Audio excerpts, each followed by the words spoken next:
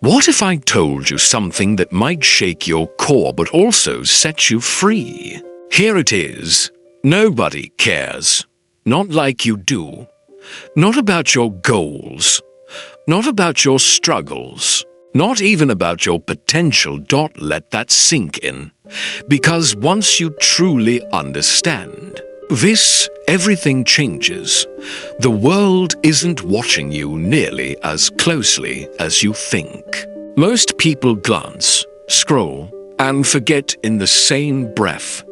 We live in a world so overstimulated, so saturated with noise, that your existence is barely a blip on someone else's radar. And oddly enough, that's where your liberation begins.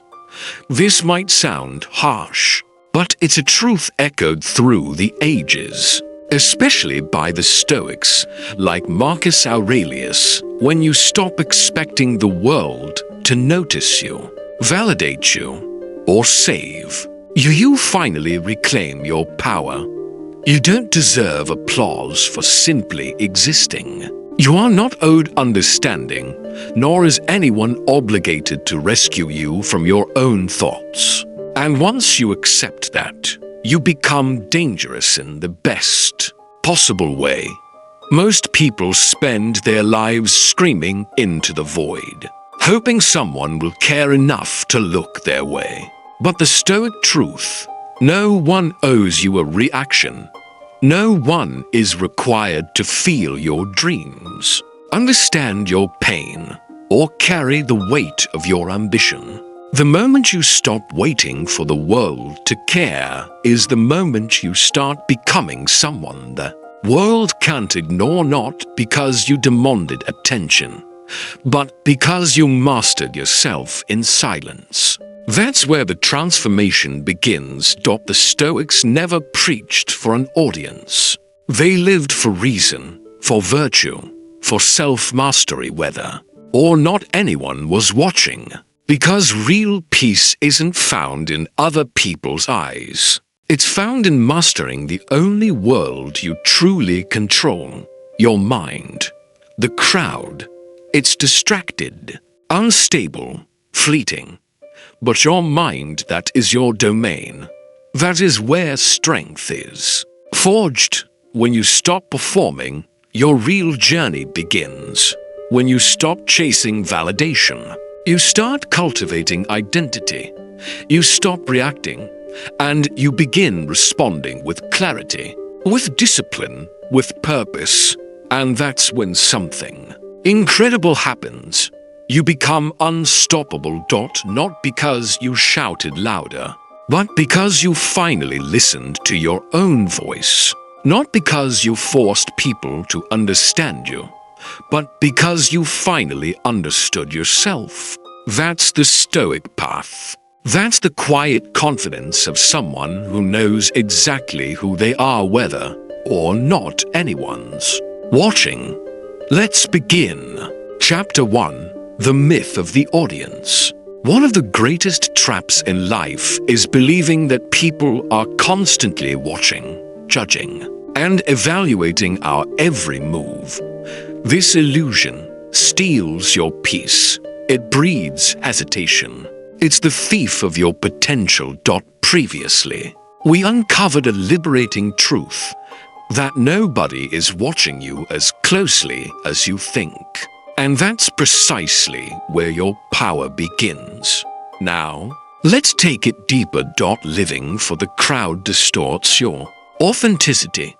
It roots your choices in fear rather than truth. But the Stoics saw through this trap. Marcus Aurelius once wrote, "It never ceases to amaze me. We all love ourselves more than other people, but care more about their opinions than our own." Isn't that a paradox worth reflecting on? Why live for an audience that isn't even paying attention? The more you try to be seen, the more you lose sight of who you really are. You become invisible to yourself. Think about it. Your co-workers aren't lying awake at night, pondering your life decisions.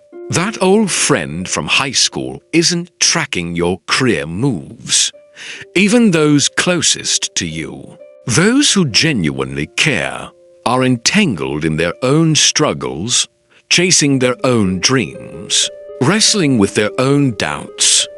Their world doesn't orbit around you just as yours can't revolve around them. Yet many of us become paralyzed by an imagined spotlight. We post, we pose, we second-guess our every move, anxiously wondering, what will they think? We treat likes like they're love. We chase comments as if they're meaningful advice. We measure shares as though they're signs of real support. But here's the truth. They probably won't think at all. Not about you. Not for long. Most people scroll, double tap, and move on. Their attention is fleeting. Their opinions even. More so. So why hand over your identity to something so temporary? Why shape your life around the expectations of people who will forget what they saw tomorrow? Each time you hesitate, afraid of how others might perceive you, you break your own alignment. You betray your principles. You stray from your path. This is the price of imagined spectatorship. It is the slow erosion of authenticity. It's a quiet, invisible self-betrayal. But this realization isn't meant to isolate you, it's meant to liberate you. If no one is watching, then stop performing, start living with purpose.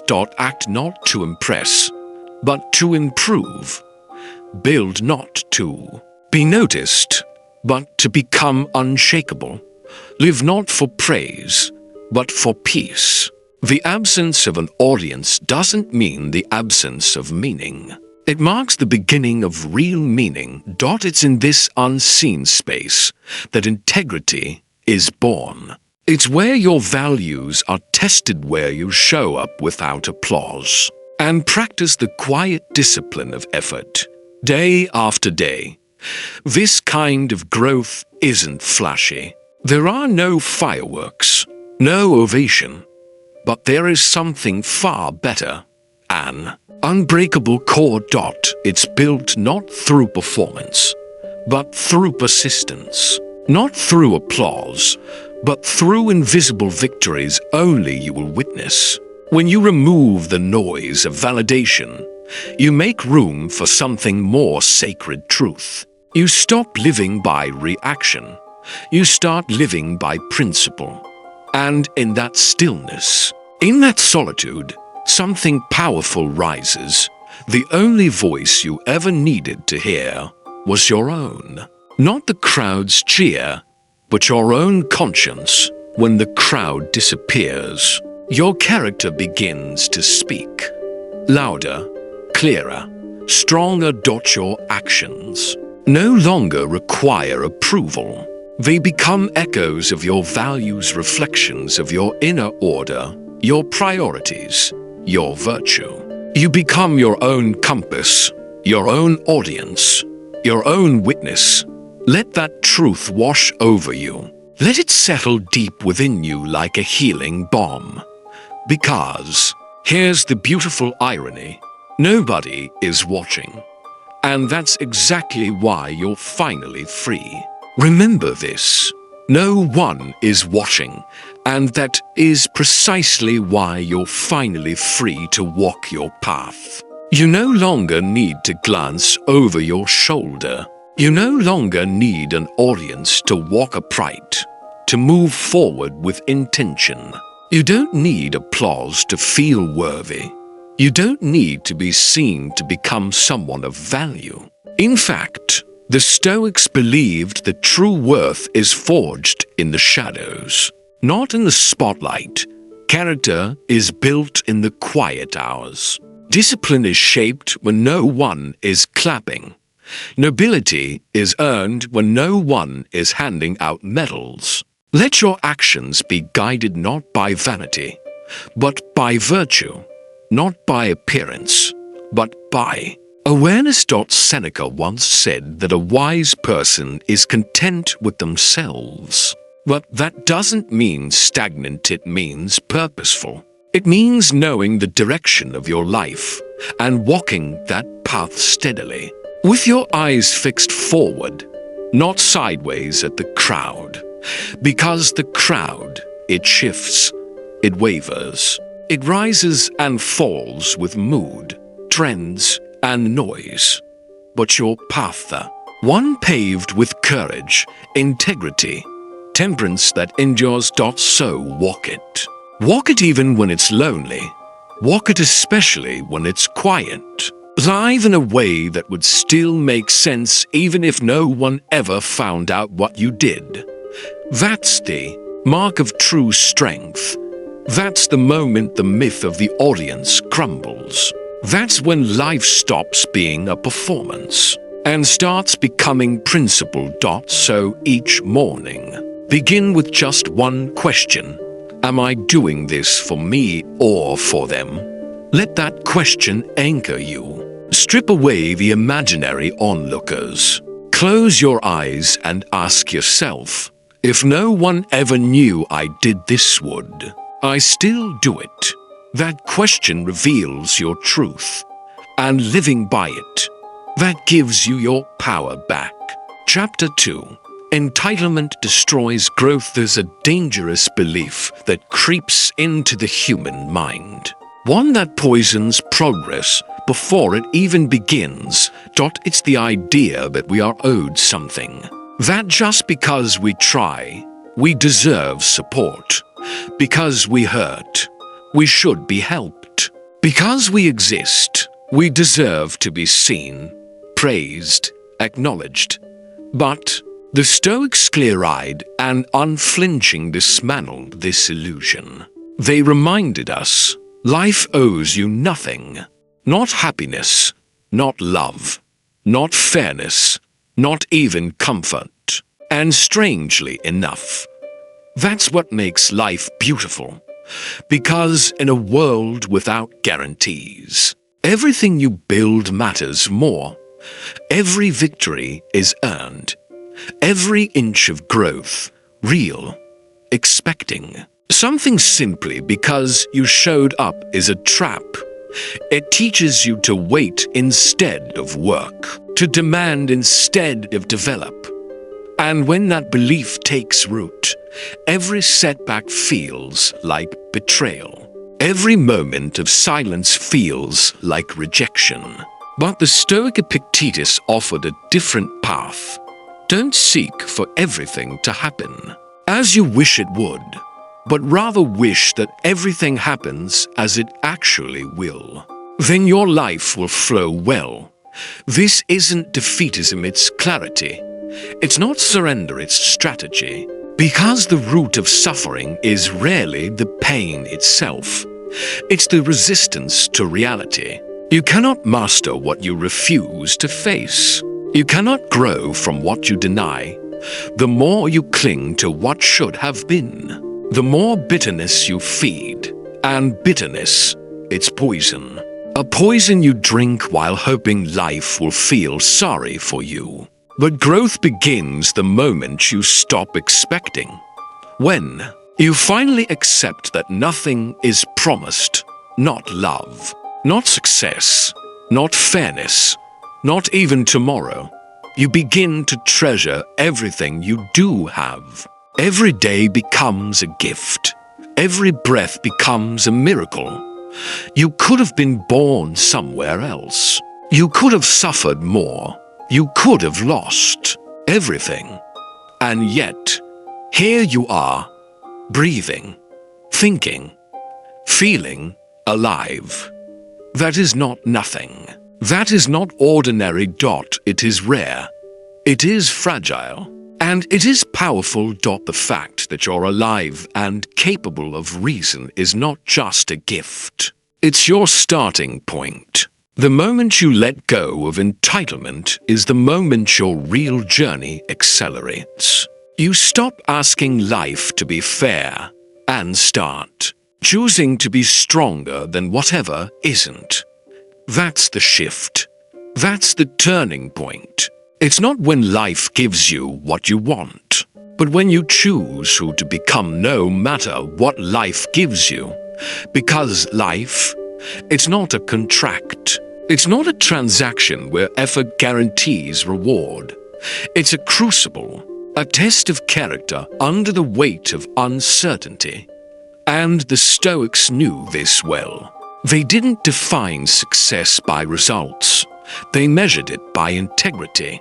They believed the real prize in life isn't comfort or applause, it's becoming the kind of person who stays composed when everything around them falls apart. So when nothing is guaranteed, you don't panic. You prepare. You train yourself to build from zero. You accept that discipline has a cost. That leadership is often lonely. That heartbreak is always a risk. And you do all of it without demanding recognition. You learn to be sturdy even when life turns stormy. Letting go of entitlement doesn't mean you become bitter or numb.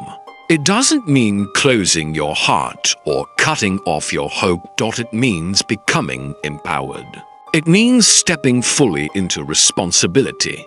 It means no more waiting, no more blaming, no more fantasizing about being saved. It means declaring, no one owes me anything, and that's exactly why I will build everything.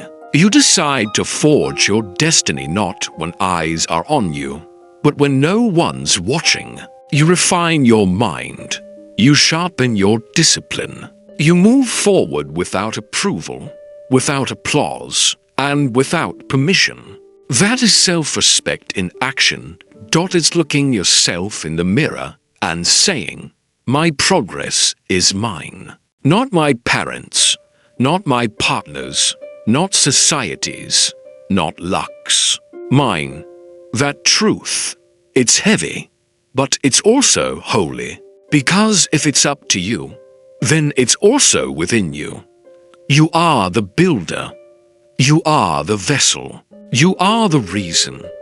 You are the one who must light the fire and then shape the stone. You must begin when no one prompts you, and persist when no one praises you. You are the answer to your own questions, the strength you've searched for, the clarity you've craved, the permission you've been waiting to receive. All of it was never outside you.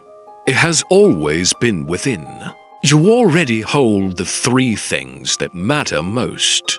The reason to start, courage to continue, potential to finish, entitlement waits. But ownership moves, and movement even small. Quiet steps is how transformation takes root. When you stop expecting the world to hand you what you haven't earned, you unlock a new kind of freedom, the freedom to shape yourself. Without limits. You stop asking for a lighter load and start building a stronger back. So choose this. Choose movement over waiting. Choose ownership over complaint. Choose to meet life not with a clenched fist full of demands, but with an open mind, ready to adapt, and a grounded heart, steady enough to endure. Choose clarity when the world is chaotic. Choose deliberate steps when everything around you feels noisy and scattered. Because here's a truth worth remembering. The world won't stop to give you peace. It won't slow down to help you find your purpose. That work, it's yours to do. Peace isn't something you're given. It's something you grow. Purpose isn't stumbled upon. It's earned through effort, through discipline, through direction. And when you stop waiting, you stop being at the mercy of the storm. You start walking into the storm, eyes open, soul steady. You stop fleeing and start building shelter. Where others run to hide. You become the kind of person who stands steady in the storm. Not because the storm fades, but because you've changed. This is the essence of Stoic strength. Not fantasy, not reliance on others, but the deliberate, courageous, daily construction of character. It's the choice you make when no one's watching. It's the standard you uphold when no one claps. It's the correction you make when no one else even knows a mistake was made. Strength isn't forged under bright lights. It's formed in shadows, in silence, in solitude. Choose to act as if no one is coming to save you. Because that moment, that exact moment is when you rise. It's when you realize the person you've been waiting for was never someone else. It's been you, all along. You are the lighthouse in your own storm, the one stable beacon amidst the chaos, the anchor, and the architect. Your future self is watching. Your past self is counting on you. Let them both witness this day, the day you stopped waiting and started becoming.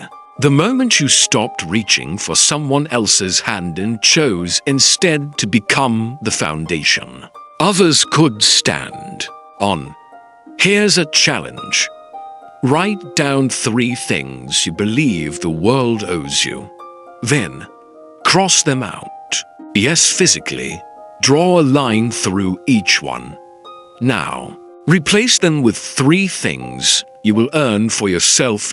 Post that list on your wall. Let it serve as your daily reminder. You're not waiting. You're working. Chapter 3. Radical ownership of your mind. Stoics believed something powerful. Something that most people still overlook. They believed that the mind is the only territory you truly own. Not your home, not your job, not your reputation, just this, your mind. It is the last true kingdom of freedom, the final frontier of sovereignty. And tragically, most people have abandoned it without ever realizing they did. They protect their smartphones more fiercely than their thoughts. They spend more time polishing their resumes than refining their beliefs. They invest more in their public image than in their private clarity. But your mind, your thoughts, your choices, your reason is where your real power lives. That's where character is carved, where freedom is defended, where every act of courage, every moment of restraint, every choice to endure or rise begins. Yet instead of ruling their inner world, most people rent it out. They give it away piece by piece, to distractions, to public opinion, to fear, to trends. They surrender their mental sovereignty. One scroll, one reaction, one anxious spiral at a time. They leave the gates of their mind wide open, inviting in every disturbance, and then wonder why they feel lost, broken, and defeated. They become slaves to noise, external noise, internal noise. They consume instead of create. They react instead of respond. They panic instead of prepare. But Marcus Aurelius wrote, "You have power over your mind, not outside events. Realize this, and you will find strength." This isn't just poetic, it's practical. Your strength isn't just in staying silent. It's in taking command of your reactions, your direction, your clarity. You can't control the storm, but you can control the captain. And your mind, that's the captain. If you abandon that post, you'll be tossed by every wave, turned by every wind. But if you claim it, if you own your inner command, you can steer through anything. When you stop searching outward for peace and instead begin fortifying your inner citadel, everything changes. It's like laying one brick at a time, deep, Within your own skull, it's building a fortress, a foundation, a stronghold, where your emotions can't wreck you anymore. You begin to see patterns in the chaos. You begin to choose your response instead of rehearsing your reaction. Your thoughts become tools, not traps. Your emotions become servants, not tyrants. Every belief becomes a beam of support.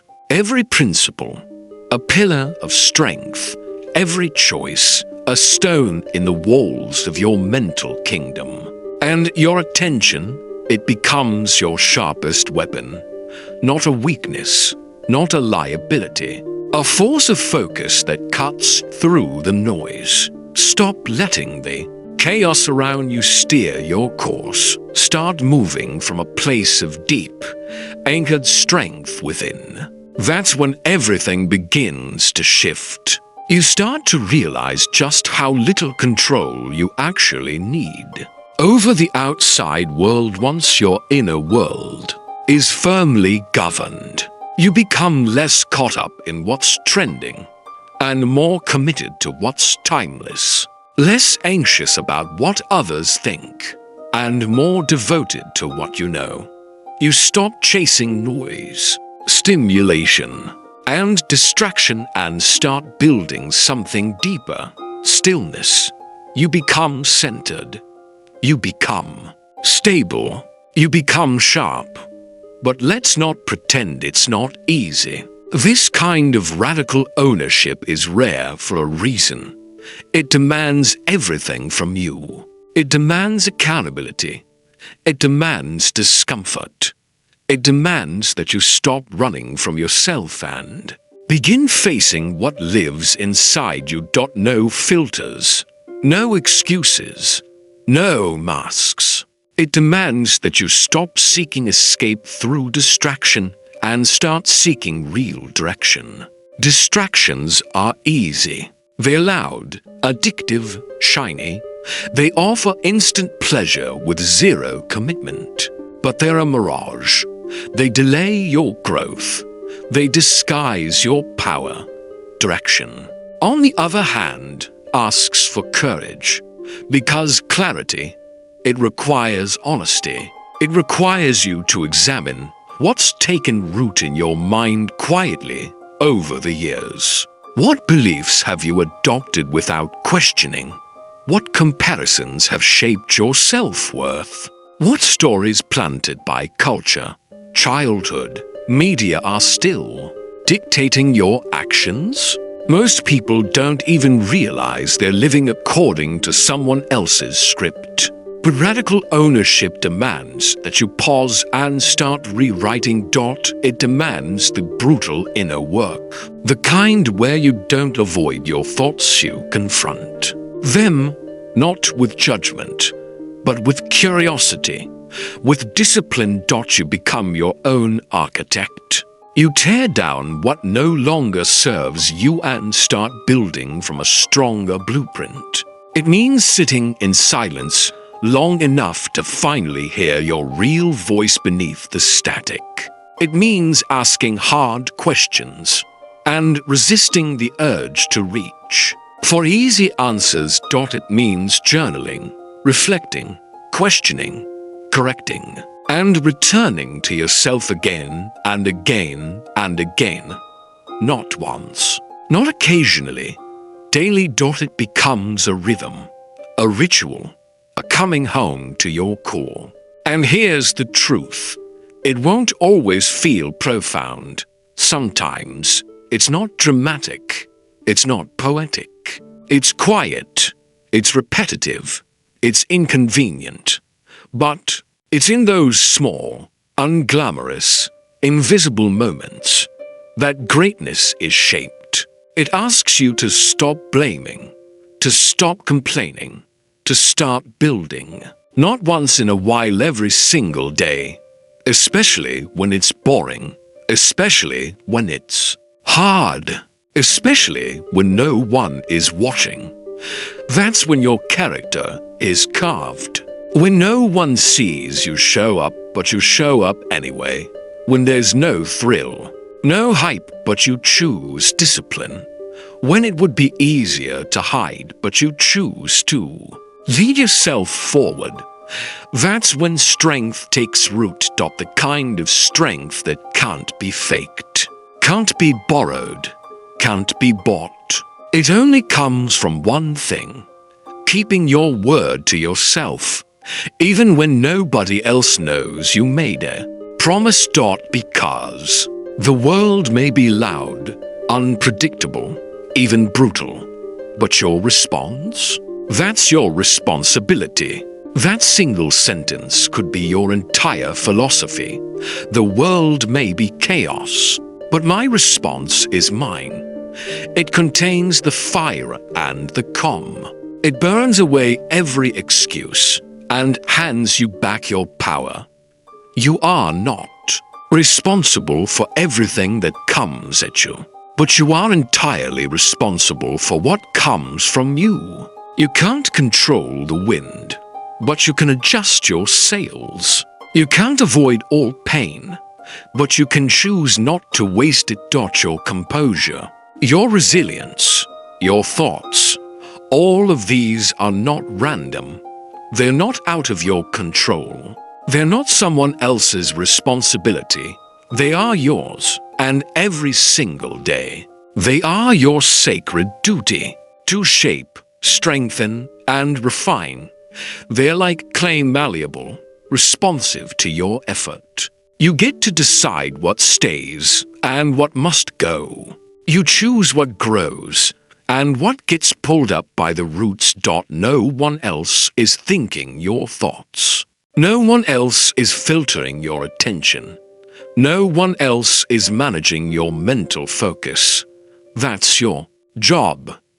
And it is sacred work. It's the quiet labor of the sullen scene, uncelebrated, but foundational. The most noble kind of work a human can engage in, governing your own inner world with courage and clarity.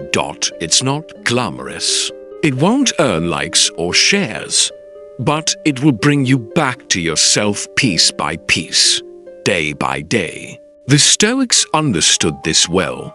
The way you tend to your mind is the clearest reflection of your true character, not how you speak when others are listening, but how you think when no one else is around. Not the mask you wear in public, but the mental muscle you build in private. Your internal dialogue when you fail, your self-talk in moments of doubt, your discipline when there's no audience, no reward, no recognition.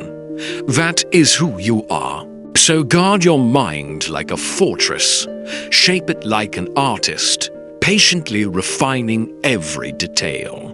Reclaim it like a warrior returning home. Fortify it with discipline. Furnish it with reason. Defend it with conscious intention. And do all of it with patience. Because mastery doesn't scream. It whispers through repetition. And when you finally master your mind, you become sovereign in a world that rewards noise, distraction, and conformity. You become your own anchor. You stop following the crowd and start following your code. You become unshakable. You become clear. You become free. But freedom, in the Stoic sense, is not escape. It is control not over the world, but over yourself. Try this each morning. Take 10 minutes to sit in silence. No phone, no music, no distractions. Just you and your thoughts. Sit with them as you would sit with an old friend. Not to judge, not to fix, but to listen. Observe what arises. Notice the recurring patterns. Pay attention to the quiet whispers of fear, of hope, of confusion you usually drown out. In this silence, your true inner world begins to speak. Now take a pen. Write down 3 thoughts that serve you, thoughts that are clear, constructive, and aligned with your values. Then write down 3 thoughts that sabotage you, ones rooted in fear, self-doubt, or unnecessary worry. But don't just list them, interrogate them. Ask, where did this thought come from? Is it based in fact or in fear? Is it mine or was it planted there by someone else? Keep the helpful thoughts. Strengthen them. Revisit them throughout the day like compass points. Challenge the harmful ones. Question their authority. Replace them with something better, something grounded in virtue, not fear. Over time, this daily practice rewires your perception. Your mind becomes less reactive, more reflective. You stop spiraling. You start seeing. You begin to master the one thing most people never even try to control: attention. Do this every day, without fail, and you'll notice the change, not all at once, but in quiet, steady progress. This is how a Stoic begins the day, with awareness, with clarity, with control. Chapter 4. The discipline of self-focus. To focus on yourself is not selfish. It's strategic. It's survival. In a world where attention is currency, wasting it on drama is spiritual bankruptcy. The Stoics didn't pursue discipline to be perfect. They pursued it to gain clarity. The Stoics understood a timeless truth. A distracted man is already a defeated one. You cannot build strength while watching someone else lift. You cannot write your story while endlessly scrolling through someone else's chapter. You cannot grow your soul while feeding it curated illusions from a screen. Every ounce of energy poured into comparison is an ounce stolen from your own transformation. Every moment you spend obsessed with someone else's path is a moment stolen from yours. Each admiring glance at another's success can quietly blind you to your own unrealized potential. But the Stoic knows better. They don't chase applause. They don't chase others. They chase alignment. Watching others win will not build your resilience. Admiring their strength won't grow your own muscles. Motivation doesn't come from looking outward, it comes from looking inward. You must become your own standard, your own motivator, your own quiet audience. Self-focus means redirecting your gaze not outward, but inward. It means measuring yourself not against others' highlight reels, but against your own honest potential. Are you better than you were yesterday? Are your thoughts clearer? Are your actions more intentional? These may sound like simple questions, but they carry profound weight. They are the compass of the Stoic. They reorient you back to what matters: your truth, your growth, your path. The world outside will constantly urge you to compare. It whispers that your worth is found in likes, in followers, in applause from strangers. But the Stoic path urges something else: clarity. Root yourself not in who others appear to be, but in who you are becoming. Because real growth is quiet. It doesn't scream. It doesn't announce itself. It builds in stillness, in the quiet repetition of disciplined choices. Growth is personal. It is internal. It is sacred. And most of all, it is invisible to those who only see performance. The only comparison that holds meaning is between your past self and your present integrity. The only measurement that matters is whether you are living aligned, not just looking impressive. Because discipline isn't about doing the hard thing once. It's about doing the essential thing again and again, when it's inconvenient, when it's uncomfortable, when it's unnoticed, It is the private commitment you make to yourself when no one sees, when no one claps, when no one validates. It's about keeping the promises you whispered to yourself even when it feels like progress is invisible. Discipline is the structure beneath the surface, the unseen scaffolding that holds you steady when life tries to shake you, and it will. Discipline isn't reactive, it's proactive. It doesn't wait for the storm to come. It prepares you for it. It is what steadies you when the chaos hits. What moves you forward when the inspiration fades? What keeps you climbing even when the thrill is gone? It is the invisible armor you wear when the world expects you to fall apart. It's the voice inside that whispers again when you'd rather give up. It's the resilience that forms when you refuse to negotiate with your own excuses. It's the quiet integrity that grows every time you choose what's right over what's easy. And every time you obey that voice, you don't get louder, you get stronger. Not stronger in image, stronger in the places that actually matter. In courage, in consistency, in inner peace, in composure, in control, in character. That is the work. That is the way. That is the discipline of the Stoic. The Stoic's path is not carved by ambition. It's carved by alignment, not powered by noise, but grounded in clarity, the kind of clarity that only self-discipline can create. This path doesn't rely on outside rewards. It doesn't surge forward on waves of fleeting motivation. It's not measured in trophies, applause, or status updates. It's measured in resolve. It is the way of the one who rises, not because others are watching, but because their intention is unshakable. The one who answers silence with structure. The one who walks not for applause, but for truth. Not for spectators, but for the soul. This path is quiet. It is deliberate. And it is hard. But it's also the only path that leads to real peace. It doesn't bend with the weather. It doesn't sway with moods. It doesn't change with trends. It remains, like stone in moving, unyielding. And it demands that you change, that you carve yourself against its resistance with patience. Every step you take on this path strengthens you.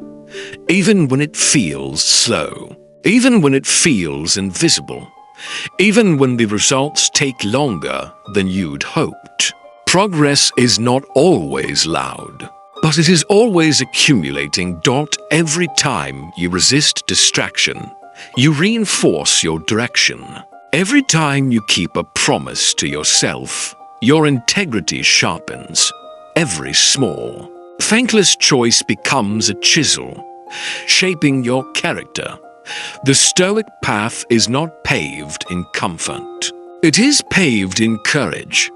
It is not decorated in praise. It is anchored in principle.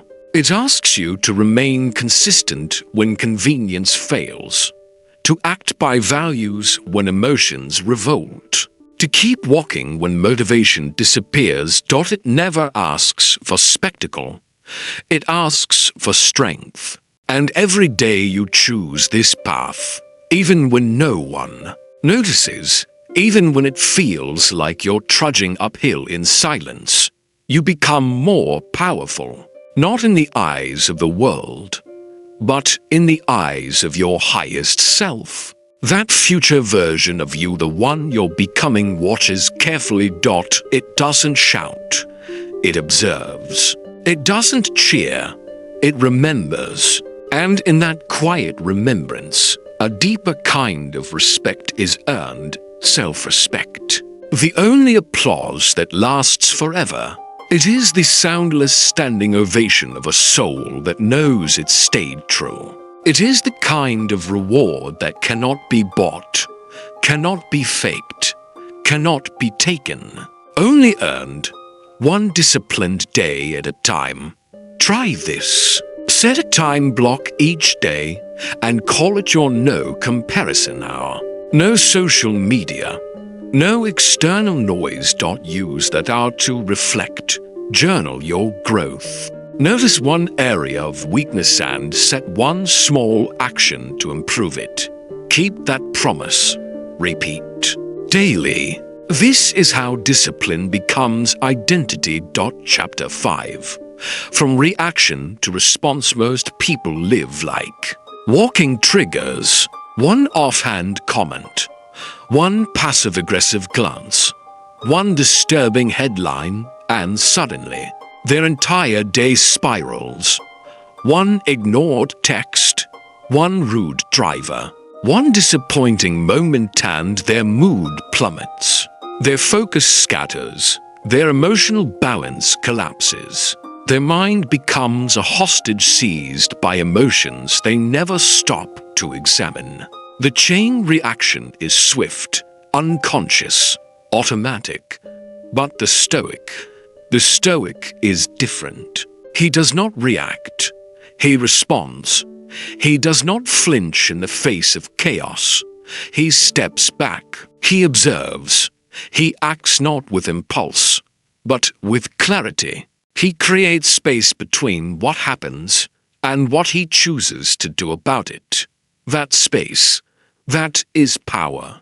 Not the power to control the world, but the power to control yourself within it. And in that control, he becomes immune to manipulation. Because reactivity, that's the mark of the untrained mind. It's emotional slavery. It's what happens when your nervous system is your master. When your nervous system is the master, and your mind to quiet, to intervene, you become reactive, fragile, exposed. That's what happens when external chaos turns into internal collapse. But to respond is to reclaim your throne. It is to declare, I will not be ruled by noise. I will not outsource my peace to random events. I will not let the unpredictable world dictate my consistent character. You choose your response. You move with intention. You stop letting life drag you and you start shaping it. Response is not weakness. It's not hesitation. It is a declaration. A conscious decision. To pause, to reflect, to insert willpower where instinct used to run wild, to intervene before your emotions create messes that your reason will later have to clean up. Seneca wrote, a wise man is content with himself, not because he does not wish for more, but because he has trained himself not to be shaken by less. This isn't apathy. It's awareness. It's not indifference. It's influence. The Stoic does feel, but he doesn't let feelings run the show. He doesn't hand over the steering wheel to fleeting emotion.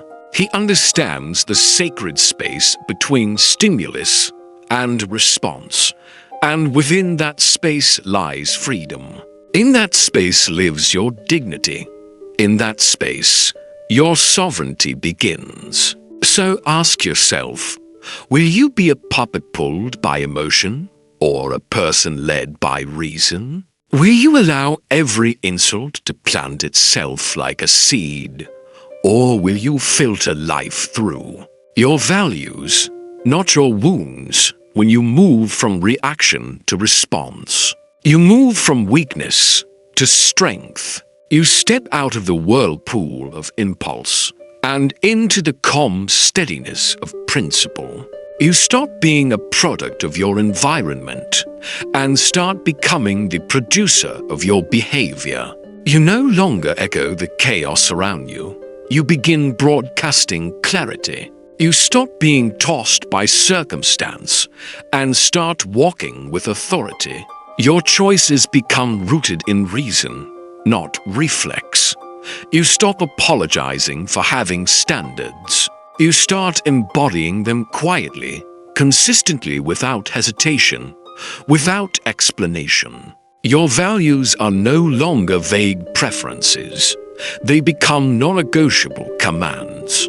You live by them not to impress others, but to stay in alignment with yourself. You become unshakable, not because the world stopped shaking, but because you stopped being moved by it.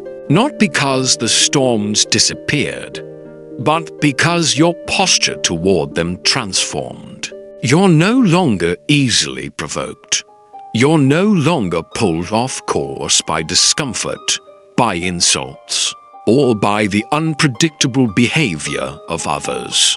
You become the still point in a spinning world, because your center is no longer up for negotiation. It's no longer swayed by opinion, no longer cracked by rejection. You've built a firewall around your clarity, and that firewall protects your focus, your peace, your pace. From that center, everything you do changes. Every move becomes intentional, not emotional, not impulsive, not desperate, but composed, deliberate, grounded in control. You stop being dragged through your days. You begin leading them. You no longer stumble from one emotional high to the next. You walk forward with composure, with clarity. Every word you speak, every silence you hold, every action you take becomes a reflection of self-possession. Because you are now governed by you, not because it's easy, but because it's necessary. Self-governance becomes your daily discipline. And that control, that becomes your peace. A peace that doesn't depend on calm circumstances, because it comes from your capacity to remain calm through the storm. A peace that does not beg the world to soften. True peace doesn't beg the world to soften. It meets the world with sharpened focus and an anchored spirit. It doesn't retreat from difficulty. It doesn't fold under tension. It endures with wisdom, not willpower alone. That peace becomes power, but not a loud, attention-seeking kind. Not theatrical, not performative. It's a steady force, felt more than flaunted, quiet but undeniable. It's the kind of strength that doesn't require validation or announcement. It doesn't demand to be seen. It proves itself through consistency. It does not shout. It sustains. It transforms you from the inside out and radiates through how you work, how you love, how you struggle, how you stand. It shows up in your relationships, in your challenges, in your silence. It creates a kind of gravity. Others may not be able to name it, but they feel it. And that is the rarest kind of power, the kind that doesn't need to prove itself, because it's already living in alignment with itself. So next time something triggers you, pause, count to 10, breathe, feel the heat rising, feel the old habit trying to take the wheel. Notice the heart racing, the impulse surging. This is the first gate of self-mastery, awareness.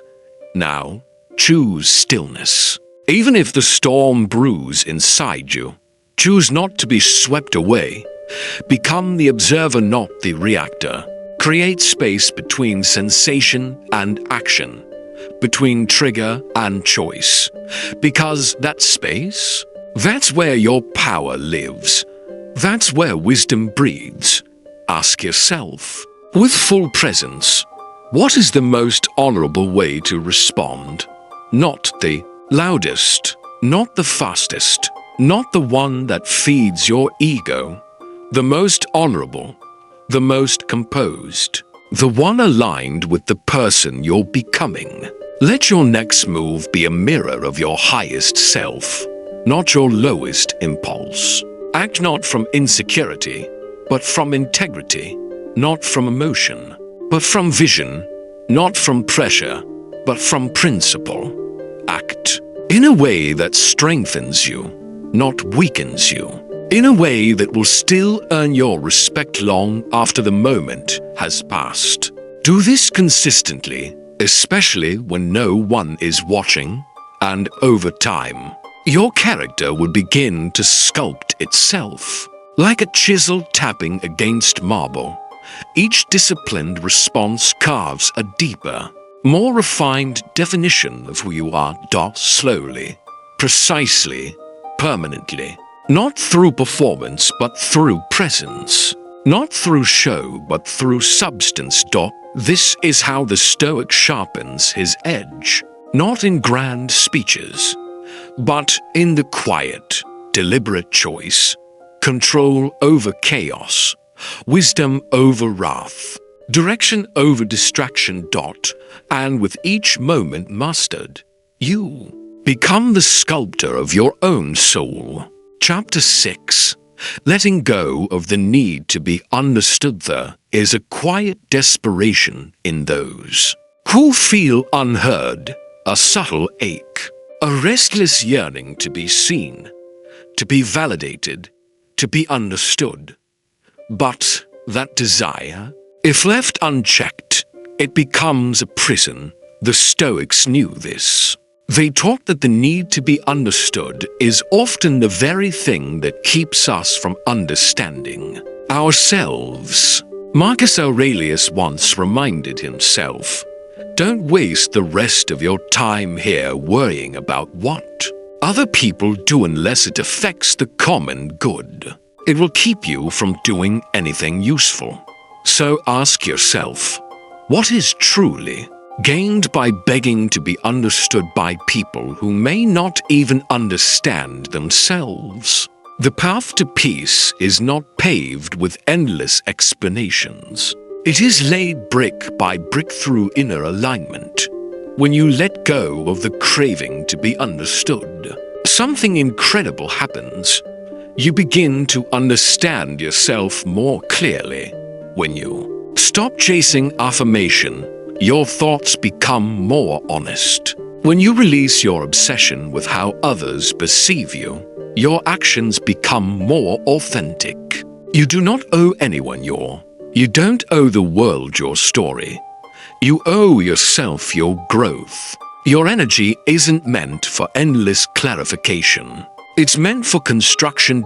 Not everyone will understand your silence. Not everyone will understand your choices, your focus, your vision, your devotion to becoming more.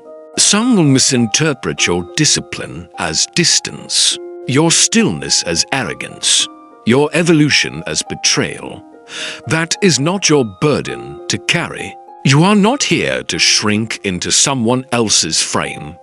You are here to build your own. You are not here to explain yourself to everyone. You are here to become someone who needs no defense, no applause, no validation, no permission. To become the kind of person whose presence speaks louder than any explanation ever could. Try this. Identify 3 areas in your life where you've been over-explaining. Maybe it's a goal, a boundary, a change, a decision. Let go of the need to justify them. Instead, write one clear sentence for yourself about each one. Not to be posted, not to be defended, just for you. Keep those sentences somewhere private. Let them become your new standard. Clarity for you, not approval from others. Chapter 7. Embrace the isolation of excellence. Excellence, by its nature, is often lonely. The top isn't crowded. The road to self-mastery requires a kind of solitude most people spend their lives avoiding. It demands inner stillness, deep, focused quiet, something our world rarely teaches and often fears. But the Stoics didn't fear isolation. They embraced it. They used it to sharpen their thinking, deepen their reflection, and clarify their intentions. Solitude was not an absence of connection. It was the presence of focus. It was the sacred mental space where greatness could be forged. Epictetus knew this well. Once a slave, later a teacher, always a philosopher. His wisdom was not born from applause. It was born from silence and suffering. His strength wasn't validated by crowds. It was proven through endurance. He once said, "If you want to improve, be content to be thought foolish and stupid." The path to growth doesn't come wrapped in applause. It often arrives with confusion, discomfort, and delay. It comes with long seasons of invisibility. But in those quiet, unseen seasons, something powerful happens. Discipline deepens. Vision sharpens. The soul matures. Those who chase recognition rarely find purpose. But those who chase purpose, they often find themselves walking alone, but never walking aimlessly. They walk with quiet conviction. There is deep power in solitude. When it is chosen, not fear. Solitude becomes your forge. Your mind becomes your temple. Your spirit becomes unshaken. In solitude, you hear your thoughts clearly, without noise, without interference. In solitude, you realign with your values without distortion. It's not emptiness, it's elevation. If you want to rise beyond mediocrity, you must become comfortable with being misunderstood, with being misjudged, with being ignored. You must learn to value progress over praise, integrity over attention. Greatness is born in silence, never in spectacle. The most powerful roots grow underground. Let your roots grow there. Let them hold you firm when the world is loud. This is the price of excellence and the privilege of self-mastery. Practice this. Schedule one day each week for focused solitude. Turn off your notifications. Speak only when necessary. Step away from the noise. Use this time to reflect on your path, your purpose, and your habits. Make small adjustments. Let that quiet guide you back to yourself, because solitude isn't punishment, it's preparation. Chapter 8. The armor of consistency. While others chase hacks, gimmicks, and shortcuts, the Stoic builds something real. Armor. Armor made of daily. The Stoic doesn't seek to hack the process. He becomes the process. Because nothing is more powerful than consistency. Not talent, not passion, not even praise. Consistency is the great amplifier. The person who shows up again and again with quiet resolve will outlast the one who waits for motivation. The one who moves, even when it's mundane, will surpass the one who waits for things to feel meaningful. Consistency isn't glamorous. It doesn't sparkle. It doesn't shout. It doesn't trend. But in Stoic philosophy it is everything. Marcus Aurelius journaled daily, not for applause, but for alignment. Seneca wrote his letters not for recognition, but for refinement. Epictetus repeated principles over and over, not to impress anyone, but to achieve mastery. They understood what the modern world often forgets. The mind, just like the body, is sculpted through steady, repetitive effort. You don't become disciplined by thinking about it. You become disciplined by doing the same meaningful thing again and again until it becomes who you are. One of the greatest lies of modern life is this: that you must constantly be changing, improving, upgrading, becoming extraordinary. But the Stoic sees virtue in stability, in stillness, in the man who remains the same in rain and sunshine, in silence and in storm. He is rare, and in that rarity lies his strength. He is not swayed by mood, not pulled by trend, not controlled by urgency, not addicted to stimulation.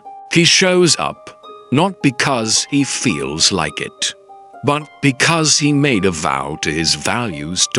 He knows this. Truth.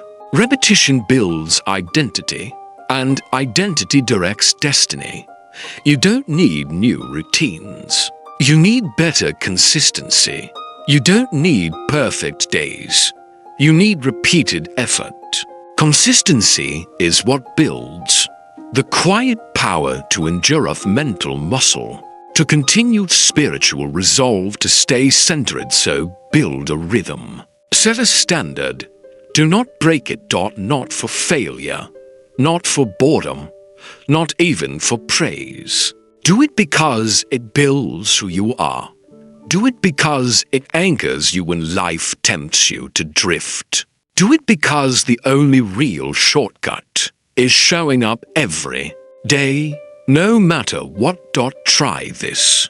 Pick one action that supports your mental, physical, or spiritual strength. Commit to it. Do it daily. No negotiation. Track it. Protect it. Let character, not feeling, lead. And over time, you'll realize it wasn't the action that changed you. It was the discipline behind it. Chapter 9. Silence as strength in an age drowning in noise. Silence is rebellion. In a world obsessed with constant self-expression, silence is power. To be silent is not to be invisible. It is to be sovereign. The Stoics practiced silence, not as withdrawal, but as strength. A quiet man is often the most dangerous. He listens. He thinks. He moves with clarity. He absorbs before he acts.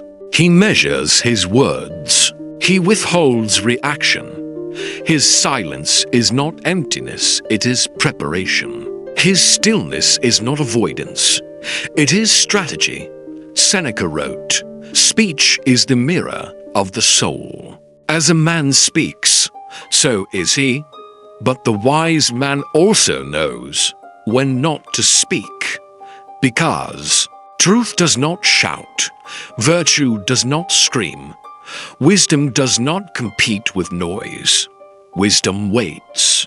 It makes space. It listens deeper. It discerns." In a culture where everyone is speaking louder just to be heard, the one who chooses silence often speaks the loudest truth, because in silence the soul rises. It is in silence that a man hears his real thoughts, uncovers his true motives, and sharpens his true direction. Silence is not just absence. It is armor. It protects you from reacting too quickly. It buys you precious time. It preserves your energy. It shields you from words that can never be taken back. Silence gives you the pause needed to rise above impulse and ground yourself in principle. It shows you who you are when all the noise has fallen away. In silence, the mind settles. Intention sharpens. Clarity is reborn. Strip away external influences, and all that remains is your inner compass. And if you've cultivated it well, That voice is clear. That voice is strong. You do not owe the world your constant thoughts. You do not have to announce every move. You are allowed now, encouraged to work in peace. And let your growth reveal itself in time. Let your actions whisper your discipline. Let your stillness echo your strength. Let your restraint reveal your self-command. The Stoic knows this. What you hold back defines you even more than what you release. What you don't say tells the world what you've mastered. To be quiet in a loud world is not weakness, it is weight. And that weight builds presence. That presence builds power. Try this. Spend 1 hour each day in intentional silence. No speaking. No posting. No reacting. Just observe. Listen. Think. Reflect. Let that hour refine your thoughts before they become speech. Let it sharpen your clarity. Chapter 10. The quiet power of becoming. The Stoic does not chase recognition. He becomes quietly, steadily, relentlessly.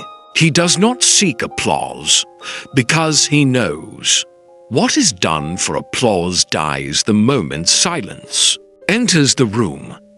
While the world broadcasts its ambition, the Stoic refines his. While others talk of dreams, he shapes his days. He doesn't perform because he's too focused on transforming. Becoming isn't loud. It isn't fast. It isn't for show. It is daily. It is disciplined. It is done when no one is watching. It is not rushed. It is repeated. The Stoic doesn't chase moments. He builds momentum. Marcus Aurelius once wrote, "Waste no more time arguing about what a good man should be. Be one." That's the essence of the Stoic path. Not debate, not display, but demonstration. Becoming is internal. It is self-forged, and it is never finished. To be Stoic is not to arrive. It is to continue. To chip away at weakness, to polish character, to strengthen conviction. It's a process measured in actions, not announcements. Each day, each choice, each small, quiet victory builds a life that speaks without words. You don't need to prove anything. You need only to progress. You don't need to be admired. You need to be aligned. Your value doesn't rise when others notice. It rises when you notice the distance between who you were and who you're becoming, and decide to close that gap. The world may never clap. It may never notice. That's fine. You will. You will feel the weight of your own effort. You will carry the confidence that comes from consistency, and that is enough. When you choose the quiet path of growth, of thought, of discipline, you begin to feel something shift. You feel lighter, clearer, freer. Not because life got easier, but because you became stronger. You begin to walk with conviction, not confusion. You speak less, but say more. You seek less and contribute more. You stop proving. You start becoming. And one day, without announcement, you'll realize you've become someone the old you would look up to, someone not built on noise, but on character. Not defined by status, but by substance. And that is the true Stoic reward. Not the crowd, but the character forged in quiet, invisible repetition. Tonight, ask yourself just one thing. What did I become today? Not what you achieved, not what you avoided. What did you become? Stronger, clearer, calmer, wiser. Let that answer shape tomorrow. Let becoming not appearing be your lifelong pursuit. And remember the truth that most people spend their lives running from. Nobody cares. And that is exactly why you must. You must care about your growth, your mind, your soul. Not for applause, not for followers. But for you. The Stoics never asked for attention. They asked for discipline. They asked for focus. They asked for virtue. And in return, they gave the world something rare.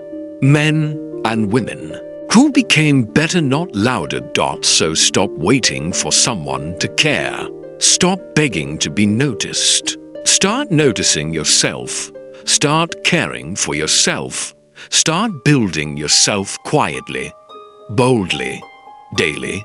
The world may not be watching, but you are, and that is enough. If this message moved you, if it helped you reconnect with your clarity, your discipline, your self-respect, don't let it end here.